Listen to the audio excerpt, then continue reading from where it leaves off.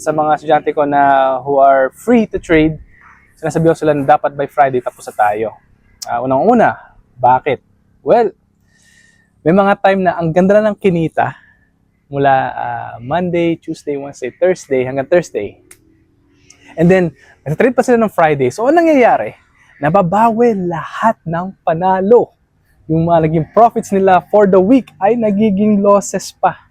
Kaya dapat we should know when to stop. Dapat mag-set tayo ng schedule kung ano ba limit natin sa pagtitrade. Kasi if you don't have limit, you're pretty much gambling. Kasi wala kang disiplina eh, di ba?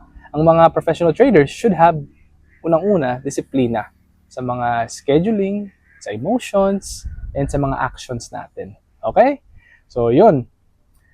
Actually, madami akong gustong i-share sana ngayong Friday. As in, ang dami. Pero it's just that medyo book tayo sa schedule. Ang daming nakalaan para this weekend, mga family events, mga church events, ganun.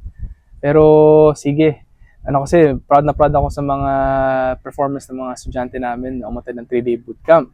Kaya another content na lang yon, okay?